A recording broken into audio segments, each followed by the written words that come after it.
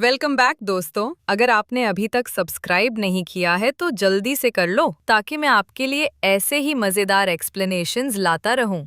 इस एपिसोड की कहानी एक सायरन के इर्द गिर्द घूमती है जो जबारो नाम के इलाके में रहती है। जबारो को पहाड़ी इलाका कहा जाता है और वहीं की नदी के पास ये सायरन दिखाई देती है। वो एक औरत थी जिसके पूरे शरीर पर गोल्डन जूल्स थे। वो अपने गाने से लोगों को नदी की तरफ खींचती थी। सायरन का जिक्र पुराने ग्रीक माइथोलॉजी में भी मिलता है, जो अपने सॉन्ग से लोगों को अपनी तरफ बुलाती हैं और फिर उनका अंत कर देती हैं। यहाँ भी वही होता है। कुछ सोल्जर्स जंगल में मौजूद प्रीस्ट्स को मानने की कसम खाते हैं, लेकिन तभी सायरन अपनी आवाज से उन्हें अपनी तरफ बुलाती है। उसकी आवाज सुनकर सब सोल्जर पागल जैसे हो जाते हैं और एक दूसरे पर हमला करने लगते हैं। आखिर में सब एक दूसरे को मार डालते हैं। बस एक सोल्जर बचता है। उसका नाम जबारो था। वो बच गया क्योंकि वो सुन नहीं सकता था। उसे सायरन की आवाज सुनाई ही नहीं दी और यही उसकी ताकत थी। सायरन ने जब देखा कि जबारो उसकी आवाज से प्रभावित नहीं हो रहा तो वो हैरान रह गई। उसे लगा शायद उसकी शक्ति खत्म हो गई है। वो अपना गला पकड़कर सोचती है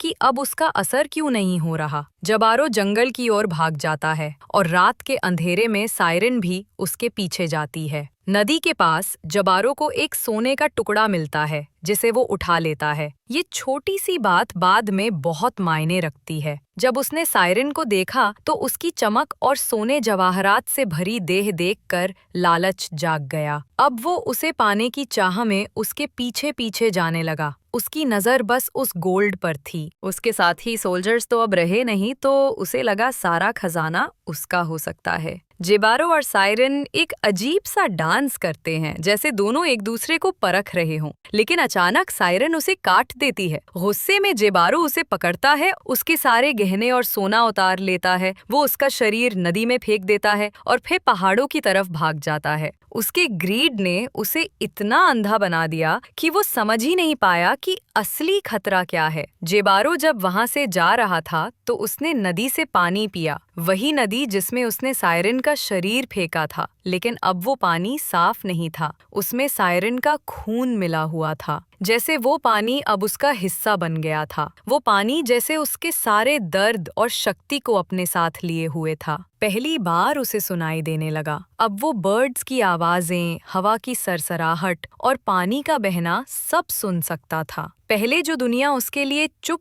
थी, अब वो जोर जोर से बोल रही थी। लेकिन उसके लिए ये कोई खुशी की बात नहीं थी। उसके चेहरे पर डर, घबराहट और बेचैनी साफ दिख रही थी। वो पहली बार आवाजें सुन रहा था और हर चीज उसे बहुत भारी लग रही थी। धीरे धीरे वो फिर उसी जगह पहुंच गया जहां एपिसोड की शुरुआत में था। अब सायरन उसके सामने थी, लेकिन इस बार उसके शरीर पर कोई गोल्ड नहीं था। उसने फिर से अपना सॉन्ग शुरू किया और अब जबरो उसे सुन सकता था। वो अब उस आवाज से बच नहीं सकता था। वो खुद को रोकने की कोशिश करता रहा, लेकिन उसकी चाल, उसकी आंखें सब उस जादू में बंध गए थे। आखिर में वो नदी की ओर बढ़ता गया और उसी में गिर पड़ा। वो नीचे जाकर उन सैकड़ों सोल्जर्स के बीच लेट गया जिन्हें सायरन ने सालों से अपना शिकार बनाया था। उसका लालच ही उसकी सबसे बड़ी हार बना। अगर उसने उस पहले सोने के टुकड़े को नहीं उठाया होता, अगर वो सायरन के लालच में नहीं पड़ा होता, तो शायद वो बच जाता। जेबारो एक कॉन्किस्टाडोर था, स्पेन का सैनिक, जो 14वीं और 15वीं सदी में सोने की तलाश में दूसरे देशों में जाता था। उसी लालच ने अब उसकी जान ले ली। इस बार उसकी लूट का सफर किसी जीत पर नहीं, बल्कि एक डरावने अंत पर खत्म हुआ। ये कहानी एक सादे लेकिन गहरे संदेश के साथ खत्म हुई कि कभी-कभी जो चीज हमें चाहिए वही हमें मिटा देती है। आपकी एक लाइक और सब्सक्राइब हमें और कहानियां लाने की ताकत देती है, तो जल्दी से शेयर करो।